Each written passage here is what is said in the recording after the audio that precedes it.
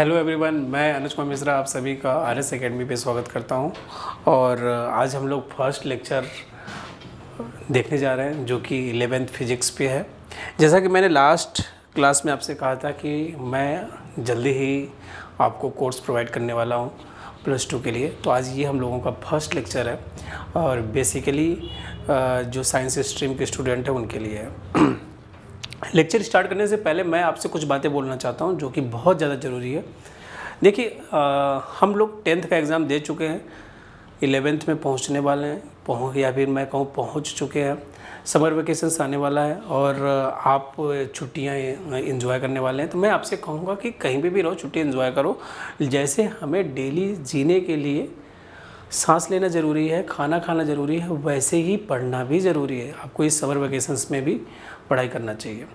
और ऐसा नहीं मैं कह रहा हूँ कि पूरे फुल टाइम आपको सिर्फ पढ़ाई करनी है। आप खेलो भी, घूमो भी, सब कुछ करो, लेकिन पढ़ने के लिए टाइम देना चाहिए। अब तो इतना अच्छा टाइम आ गया है, सब कुछ ऑनलाइन अवेलेबल है, तो आप वीडियो लेक्चर देख सकते हैं, पढ़ाई कर सकते हैं, प्रैक्टिस कर सकते हैं। तो हम लोग आज जो सब्जेक्ट स्टार्ट करने जा रहे हैं वो 11th फिजिक्स के लिए है। एक बात और आगे मैं करता हूँ, फिलहाल तो मैं स्टार्ट करता हूँ। ये जो आज का लेक्चर है, यहाँ पे हम सिलेबस डिस्कशन करने वाले हैं 11th फिजिक्स के लिए। CBSE बोर्ड से है, तो हमारा आज सबसे पहले हम सिलेबस देखेंगे, उसके बाद देखेंगे साइंस क्या है। साइंस में फिर से हम देखने वाले हैं फिजिक्स क्या है, व्हाट इज़ फिजिक्स। ठीक है, देखिए CBSE के पॉइंट ऑफ व्यू से यदि आप सिलेबस की बातें करें तो CBSE के पॉइंट ऑफ व्यू से हमारा जो सिलेबस है कुछ इस तरह से अरेंज है। सबसे फर्स्ट चैप्टर में जो हमारे पास है वो है physical word, first physical word. Second में जो है वो है यूनिट एंड मेजरमेंट्स। थर्ड हमारे पास जो है वो है motion in straight line. Fourth हमारे पास जो है वो है motion in a plane. Fifth जो है वो हमारे पास क्या है, लॉज ऑफ मोशंस। इसके बाद हम अगले चैप्टर नेक्स्ट की बात करें, laws of motion of system of particles and rigid body, ये हमारे पास फिफ्थ चैप्टर है। सिक्स की बात करें तो ये क्या है, work, energy and power. Seventh की बात करें तो system of particles and rotational motions. Next यदि हम नेक्स्ट चैप्टर की हम बात करें तो वो क्या है, ग्रेविटेशंस है। ये 6th में वर्क, एनर्जी एंड पावर उधर आ चुका है। 8th जो है वो क्या है, ग्रेविटेशंस है। 9th चैप्टर जो है वो क्या है, mechanical properties of solids. 10th chapter जो है वो है mechanical properties of fluids. 11th chapter जो है वो है thermal properties of matter. 12th जो है वो है थर्मोडायनेमिक्स। और हमारे पास 13 जो है वो behaviour of perfect gases and kinetic theory of gases, जिसे हम बोलते हैं kinetic theory of gases. Next हमारा जो है ऑसिलेशंस एंड वेव्स पे बेस्ड है, तो वो क्या है, 14th चैप्टर हमारे पास ऑसिलेशन है और 15th जो है वो है वेव्स है। अब देखिए, मेरा जो यहाँ पे परसेप्शंस है, हायर स्टडी में जो बच्चे आते हैं या फिर कम्पिटिटिव एग्ज़ाम के लिए जो स्टूडेंट आते हैं उनके साथ क्या दिक्कत होती है। मोस्ट ऑफ द स्टूडेंट जो होते हैं उन्हें जो वो पढ़ के आते हैं ना, वो बिल्कुल सीरियल से 1 2 3 4 5 6 7 मैक्सिमम 8 तक आ गए। 8 के बाद बहुत मुश्किल से गए तो 9th तक गए, और नहीं तो फिर इधर भी 1-2 चैप्टर कम, इधर भी 1-2 चैप्टर कम हो जाएगा और इधर से 1-2 चैप्टर पढ़ा देंगे। सिलेबस इनकम्प्लीट तरीके से बढ़ते हैं। सिलेबस कैसे पढ़ते हैं, इनकम्प्लीट तरीके से पढ़ते हैं, जिससे क्या होता है कि जब वो कम्पिटिटिव एग्ज़ाम के लिए जाते हैं या फिर हायर स्टडी में आते हैं तो उनके कॉन्सेप्ट वीक होते हैं, तो वो अपने आप को समझते हैं मैं वीक स्टूडेंट हूँ, जबकि ऐसा तो था ही नहीं। यदि उन्हें बताया जाता है, यदि वो पढ़ते तो वो चीज़ों को पढ़ सकते थे। नहीं पढ़े किस लिए, क्योंकि कुछ स्कूल्स का सिलेबस जो है वो पूरी तरह से 1 साल में कंप्लीट नहीं हो पाया, क्योंकि जो सर थे वो बोर्ड पे ध्यान दे रहे थे 12th पे। और बोर्ड में तो ऐसा है नहीं कि मैंने नहीं पढ़ा है तो बोर्ड में नहीं पूछा जाएगा। बोर्ड में तो पूछा जाना ही है, चाहे आप पढ़ाओ या ना पढ़ाओ, पेपर आपको बोर्ड का एग्ज़ाम देना है। जबकि 11th का क्या है, इंटरनल एग्ज़ाम होना है, तो इंटरनल एग्ज़ाम होना है तो कहोगे सर बोलेंगे मैंने तो पढ़ाया नहीं था, तो मैं आपसे, बच्चे कहेंगे हाँ सर आपने नहीं पढ़ाया था, या फिर बच्चे बोल देंगे सर आपने तो पढ़ाया नहीं। कहे ठीक है नहीं पढ़ाया तो नहीं पूछेंगे, जितना पढ़ा है उतना पूछेंगे। आपके नंबर भी अच्छे आ जाते हैं, आपको लगता है कि हाँ आप बहुत अच्छे स्टूडेंट भी हो, लेकिन ये ज़रूरी नहीं है। यदि आप अच्छे स्टूडेंट हैं ये अच्छी बात है, लेकिन यदि आप कोई भी चीज़ों को स्किप करते हो, यदि आप नहीं पढ़ते हो, तो आप इस कॉम्पिटिशन्स में पीछे जा रहे हो। तो सबसे पहला जो स्टेप है वो तो यही है कि हमें पूरा सिलेबस पढ़ना चाहिए। तो इसके लिए मैंने क्या सोचा है, इसके लिए मैंने सोचा कि देखो मैं आपको ये जो CBSE का सिलेबस है, चैप्टर तो मैं सभी पढ़ाऊँगा 11th का, चैप्टर तो जितने हैं उन सभी चैप्टर को मैं पढ़ाऊँगा, लेकिन चैप्टर को पढ़ाने का जो तरीका होगा वो मेरा खुद का होगा, या फिर जो number of chapters, number of जो टॉपिक्स हैं, यूनिट्स हैं, वो मैं अपने अकॉर्डिंग पढ़ाऊँगा। और वो उसको मैंने कुछ इस तरह से अरेंज किया। मैंने क्या अरेंज किया, सबसे पहले मैं फिजिकल वर्ड पढ़ाऊंगा। फिजिकल वर्ड से तो आपके क्वेश्चन ज़्यादा पूछे नहीं जाते, लेकिन एक बार साइंस में इंटरेस्ट क्रिएट करने के लिए आपको क्या फिजिकल वर्ड थोड़ा सा पढ़ना चाहिए। ये एक तरह से लिटरेचर है, या फिर कहेंगे स्टोरी है, जिसमें आपको थोड़ी सी फीलिंग्स आती है कि साइंस हाँ अच्छा है, साइंस में ये देखेंगे, कुछ ऐसा होगा, कुछ वैसा होगा। तो ये सब बातें कहाँ पे होने वाली हैं, फिजिकल वर्ड में होने वाली है। सेकेंड, यूनिट्स एंड मेजरमेंट में जो है, ये जो है पूरे फिजिक्स का बेस है। तो यूनिट्स एंड मेजरमेंट हम पढ़ेंगे फर्स्ट चैप्टर, सेकंड चैप्टर पढ़ने के बाद हम लोग सीधा 9th चैप्टर पे आएंगे। कहाँ पे आएंगे, 9th चैप्टर पे आएंगे। क्यों, क्योंकि सर जो चैप्टर छोड़ रहे थे, जब आपका स्कूल्स खुलेगा तो वो 1 2 3 4 5 उनका तो ये सीक्वेंस होगा, 1 2 3 4 5 6 7 8, हो सकता है यहाँ तक पहुँचते पहुँचते साल पूरा हो चुका होगा। ठीक है, तो ये सीक्वेंस तो उन्हें मेंटेन ही करना है। तो मैं आपको बताऊं कि यूनिट्स ये चैप्टर 2 पढ़ने के बाद चैप्टर नंबर 9 का बीच के कोई भी चैप्टर से कोई भी लेना देना नहीं है। ये अपने आप में एक स्पेशल इंटरेस्ट ऑफ एरिया है, एक स्पेशल टॉपिक है, जहाँ पे सब कॉन्सेप्ट बिल्कुल नए होंगे और सिर्फ यूनिट और मेजरमेंट के बिहाफ पे हम इसे पढ़ सकते हैं। तो हम पढ़ेंगे कहाँ से, चैप्टर नंबर 9 से, वो क्या है, mechanical properties of solids. Chapter number 9 पढ़ने के बाद हम पढ़ेंगे चैप्टर नंबर 10, जो कि क्या है, ये एक्चुअली में ये 9, 10, 11 ये जो तीनों चैप्टर है ना, ये एक स्पेशल कैटेगरी ऑफ साइंस के अंडर में आता है, जिसको हम बोलते हैं प्रॉपर्टीज ऑफ बल्क मैटर। इसीलिए इनका पीछे से लेना देना नहीं है, इसीलिए इनका पीछे से कोई लेना देना नहीं है। तो हम यहाँ से पढ़ने वाले हैं और इन्हें क्या बोलेंगे, इनको हम बोलेंगे ये properties of bulk matter. Properties of bulk matter में जो हमारा पहला चैप्टर है, उसको हम 9th चैप्टर बोलते हैं, वो मैकेनिकल प्रॉपर्टीज ऑफ सॉलिड्स है। 10th में जो है वो क्या है, मैकेनिकल प्रॉपर्टीज ऑफ फ्लूइड्स है। 11th जो है वो है मैकेनिकल प्रॉपर्टी ऑफ मैटर। 9, 10, 11 पढ़ने के बाद हम लोग जाएंगे चैप्टर नंबर 12, जो कि थर्मोडायनेमिक्स इंजीनियरिंग में अपने आप में एक सब्जेक्ट है। यहाँ पे इंट्रोड्यूस होगा थर्मोडायनेमिक्स, और इस थर्मोडायनेमिक्स पे इन चीज़ों का यूज़ थोड़ा सा होने वाला है। तो 9, 10, 11, 12 ये आपस में सब कनेक्ट है। इवन 13 चैप्टर जो है वो behaviour of perfect gases and kinetic theory of gases पे बेस्ड है, 13 नंबर चैप्टर। तो कहने का मतलब 9, 10, 11, 12, 13, 1, 2, 3, 4, 5 इन पाँचों चैप्टर का आपस में लेना देना है, और बहुत ही इंटरेस्टिंग चैप्टर है। और मोस्ट ऑफ द स्कूल्स में ये चीज़ें नहीं कवर होती हैं, तो हमने यहाँ पे 9 से 13 तक इनको सबसे पहले कवर करेंगे। इतना कवर करने के बाद हम आ जाएंगे work energy and power. Work energy and power पढ़ने के बाद हम ग्रेविटेशंस पढ़ेंगे। अब आपके स्कूल का जो सीक्वेंस है, ये हो सकता है समर वेकेशंस में हमने कंप्लीट कर लिया सॉरी, हो सकता है कि हम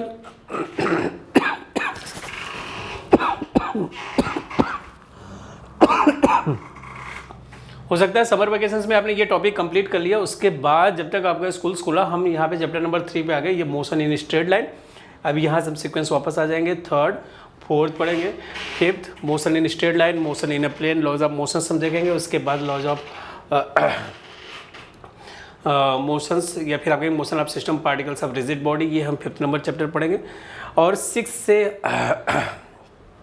हमने पढ़ ही लिया है। और उसके बाद फिर हम 7th नंबर आएंगे। 7th नंबर चैप्टर हमारे पास जो है वो है system, particle and rotational motions, oscillations and waves. इन्हें पढ़ने के बाद हमारा जो चैप्टर है वो पूरी तरह से क्या हो जाएगा, कंप्लीट हो जाएगा। हमारा 11th का फिजिक्स कंप्लीट हो जाएगा। और 11th का फिजिक्स पढ़ने के बाद मैं तो आपको ये भी बोलूँगा कि यदि आपके पास वक्त है ना, तो साथ साथ में कॉम्पिटिटिव एग्ज़ाम के भी क्वेश्चंस लगाते चलो, क्योंकि हमें कभी अलग से तैयारी करने का मौका नहीं मिलता। हाँ, मानते हैं निकाल लेंगे, लास्ट में थोड़ा सा मौका मिलता है। यदि आप यहाँ पे भी जितनी भी अच्छी बुक हैं उनको पढ़ेंगे और साथ साथ उनको प्रिपेयर करते हुए चल रहे हैं, तो भी आपकी तैयारी अच्छी हो जाएगी। तो ये पढ़ने के बाद आज का क्लास पे हम लोग आगे बढ़ते हैं। तो यहाँ पे सबसे पहले हम फिजिक्स पढ़ने जा रहे हैं। तो फिजिक्स जो है ये हम कह सकते हैं, फिजिक्स क्या है, ये it is a part of science. Science का एक पार्ट है। यदि हम साइंस को डिवाइड करें तो सिवाय साइंस जो है वो 2 पार्ट में पढ़ते हैं। एक हम नॉन लिविंग थिंग्स के लिए पढ़ते हैं, दूसरा लिविंग थिंग्स के लिए पढ़ते हैं। तो नॉन लिविंग थिंग्स में फिजिक्स आता है, तो उसको कैटेगराइज हम लोग करने वाले हैं। कैसे करेंगे उसको देखेंगे। अभी फिलहाल हम साइंस को डिफाइन करेंगे। साइंस क्या है, तो आप कहेंगे it is a systematic and organised knowledge, systematic and organised knowledge about the various natural phenomena which is obtained by carefully experiments, keen observation and accurate reasoning। तो ये कोई ऑर्गेनाइज्ड नॉलेज है या फिर आप कहेंगे वेरियस नेचुरल फेनोमेना है, जो कि कैसे मिल रहा है आपको? आपको मिल रहा है by obtained by careful experiments. आपने एक्सपेरिमेंट्स किए हैं, बहुत सावधानी के साथ कई एक्सपेरिमेंट्स किए, उसके बाद आपको ये जो कंक्लूजन मिला है, या फिर आप कहेंगे कि आपने बहुत ही ध्यान से ऑब्जर्वेशंस किया है।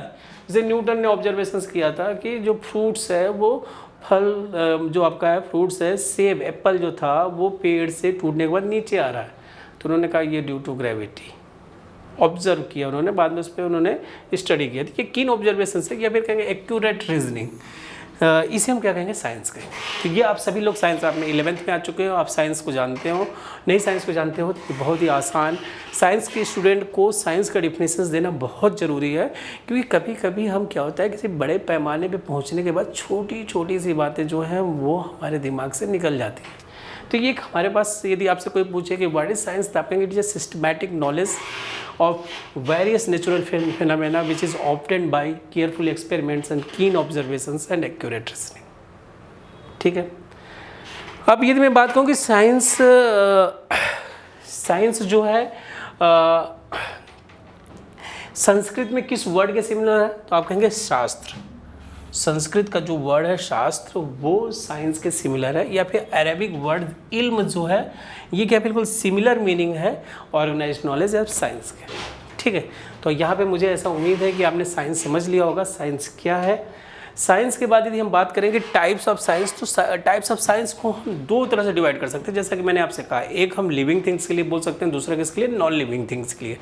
तो मैं यदि इसे दो पार्ट्स में डिवाइड करूं तो ये हमारे पास बायोलॉजिकल जो है ये किसके लिए? लिविंग थिंग्स के लिए है। ये किसके लिए? Non living things. बायोलॉजिकल आप पहले से जानते हैं ये किसके लिए होता है? लिविंग थिंग्स के लिए है। ये जो है किसके लिए है? Non living things, non living things.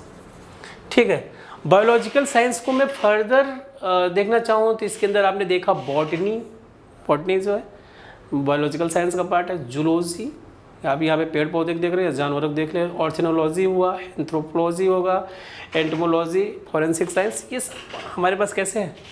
Living things के लिए है। लेकिन हमें तो ये पढ़ना, हमें तो यहाँ पे फिजिकल साइंस की बात करना है।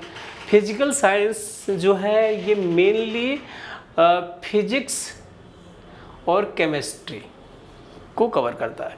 और यदि और भी अगर फिजिकल साइंस की बात करें तो एस्ट्रोनॉमी, ओशिनोलॉजी, ये जो है फिजिकल साइंस के पार्ट है। तो हमें यहाँ पे जो पढ़ना है वो किसको पढ़ना है? हमें फिजिक्स को। हम क्या पढ़ने वाले हैं? फिजिक्स, जो कि एक फिजिकल साइंस का पार्ट है जिसे हम फिजिक्स बोलते हैं।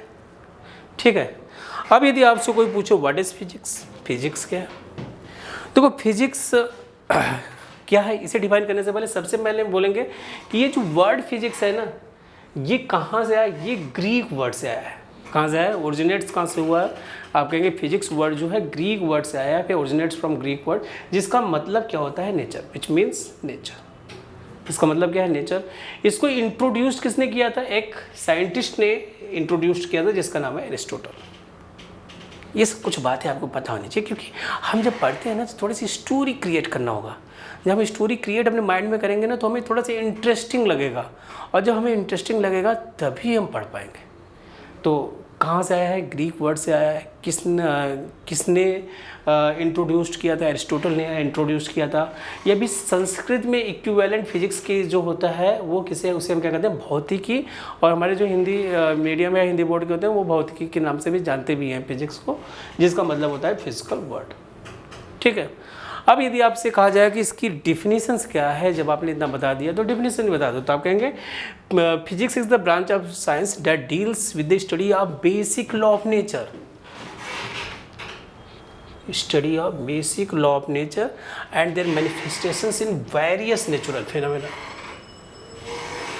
इसका सिंपल सा डिफिनेशन, ये सब आप जानते हो क्योंकि फिजिक्स बहुत, और इसके अंदर यदि हम बात करें कि क्या क्या होने वाला है तो बहुत कुछ होने वाला है फिजिक्स में। आप क्या, फिजिक्स में यदि मैं फिजिक्स की बात करूँ तो फिजिक्स बहुत ही ज़्यादा ब्रॉड है। इसके अंदर ऑप्टिक्स है, क्वांटम है, क्लासिकल थर्मोडायनेमिक्स है, इलेक्ट्रोस्टैटिक्स है, इलेक्ट्रोडायनेमिक्स है, मतलब बहुत ही वास्ट है फिजिक्स। तो फिजिक्स को डिफाइन करने के लिए तो एक पीपीटी में तो डिफाइन या फिर किसी एक स्लाइड्स में डिफाइन तो नहीं किया जा सकता। इसे तो डिफाइन करने के लिए तो बहुत वक्त चाहिए। वक्त क्या चाहिए? बहुत। जो भी पढ़ते जाओगे ना आपको सब everything is the part of physics.